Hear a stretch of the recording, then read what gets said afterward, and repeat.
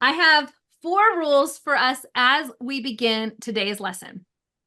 It's called the blink test. We need to blink at someone's content and get 4 different things from that content. And we're going to go into more depth as to how to make sure we do that in a future lesson. But for today, I want you to think, if I look at this and I blink, do I understand these 4 things about what the content is? So the content could be on a page, it could be on a profile, it could be in a group, it could be in an email, it could be something that you're seeing in a Discord community. Okay, it could be an Instagram feed, it could be a TikTok feed. So these 4 rules are the same no matter where we're focusing. Now, all of you that are here, you should have picked a place to focus, right? We had you pick your person, like who am I serving? We had you pick your place, as in what place am I going to be? Am I going to focus on my profile? Am I going to focus on Instagram? You have to pick a place. Then we're going to talk about the posts. The posts are pretty similar in all the places. We're going to talk about posts. And then we're going to talk about your product or your purpose. How do you get someone to a result, right? There's 4 rules as we're thinking about our place. And I call this the blink test. And by a blink test, it's, can I look at this and in a blink understand what these are? So blink and I know. So if it's something that has 10 words, even if it does passes these rules, it's not going to pass the blink test because I can't read it in a blink. Okay, the first rule is First rule is needs to make someone look good. One of my students, actually, he was a former student. I actually let him go from my class. One of my students, he had a program and it was counseling at-risk youth. And his Facebook page is, do you want your teenager to shame you? Is someone going to engage on that page? What does it make you think if somebody comments on that page? You're going to think they must have problems with their kids, right? Or you're going to think they're a goody-goody two-shoes and they're judging me with my children. It doesn't make that person look good in any way to engage on a page that says, are your teenagers shaming your family? That's just never going to make you look good, right? So you have to say, does this content make my audience look good? They have to look like the hero in your content. Does your content make them look good, or does it make you look good?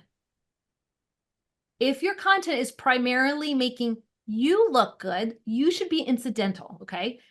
If your content's then about you and it's not about your reader, you're just making like a personal fan club, but you're not actually making a difference in someone's life. So you need to make them look good. The next rule for content, make your readers feel good. Okay, so when you see, is my kid shaming me? That doesn't make you feel good, does it? So instead, could he say, connecting more with your teenagers? Connecting with your teenagers is something you want to do. You want to connect with your struggling teen. It makes you feel good, right? It makes me look good. I'm a proactive parent. I'm trying to connect with my troubled teen. I'm not saying they're a troubled teen. I'm saying I'm going to connect with my teen.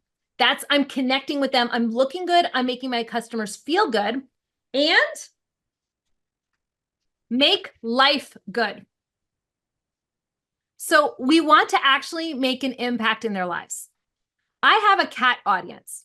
It is my least productive audience.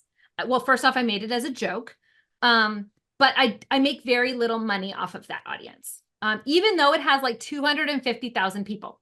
The things that they tend to buy the most are like cat tea towels. And I actually kind of gave that audience to my brother, so my brother can sell his products onto that cat audience because he actually has a cat store. But he even said it's the lowest number of, like, it's not his highest producing audience that I've made for him. Now, why? Because their life is already in love with their cat. I'm not making their lives better because I have a cat audience. I'm making them smile, but I'm not actually making a transformation for their lives. You're here because you want to actually make a transformation for each of your customers' lives. You want to make them feel good, love their lives look better, their lives feel better. You're going to make their lives actually measurably better. So Ruth, I was just talking to her before everybody came on. Ruth is teaching people how to decorate Airbnbs. I'm like, you know what? I would love, you better target not everybody to decorate your house. You better target people to decorate for the rental properties, because you're also going to attract me or Marlene or Beth, who are like, hey, I've always gone to an Airbnb and thought, wow, this Airbnb looks nice. I want to take this course too, just to decorate my house. So you're going to attract not just your Airbnb people when you make that course, you're going to attract me too. Now you're going to do that because you're going to make my life better. I want to have a prettier house. I just look at my blank wall and I'm like, well, there is a little bit of coloring in the right corner, but that's about all I got on it. I got kids, and at one point my one daughter was very colorful. So there are, I think almost every wall now says something on it. That's not me. Anyways, my point is, I want to look at that and see a difference. She'll make my life good. Okay, next one. This last one, filling it in, is a trigger. A trigger. We want to have something that gets their attention. So this is like the secret sauce. Look good, non-negotiable. You better make them look good on your feed. Okay, if you're not making your reader look good, you're failing them. You want to make them feel good. They have to smile when they come to their feed. They're not coming to hear about the problems. They're coming for you to connect with them. So connect with them first before you tell them about their problems. Feel good. Last one, make their lives better. Most of us can do those pretty effectively. The hard one is to add a trigger to this. A trigger is what tends to make things go viral. It's when you can make your content on your feed, on your profile, your Facebook groups, all the places, have something that connects to who they are in this moment. So if I tell you, all of you, that my daughter, one of my daughters, is artistic and has written her name on every wall in our house, especially behind doors. In our old house, even more than this house, I would find her name, and we could see that her development of R's, because she used to write them backwards, and now we saw them over time go forwards and everything's like, oh, this was when she was little, because see, her R was backwards then. I can tell that story, and every single one of you who's had an artistic child instantly says, oh my word, that happened to me. Oh my word, that happened to me. That's a trigger. It's an instant connection moment. You instantly relate with me about something because I had something similar in my life, a story, a narrative that was similar to me, that is similar to you. So think of your own people. A kid drawing on the wall, most likely somebody who's Airbnbs. I'm guessing a lot of them are single, or even like their kids are grown. They're probably not connecting to the mom who's got a kid who's putting their names on the wall, right? That's probably somebody who's had an artistic child. Not everybody can relate to that story. So you want to think of the stories for your audience. My guess is the Airbnbs, every single one of them can relate to the audience, the story of somebody not being able to get into their house because the key didn't work.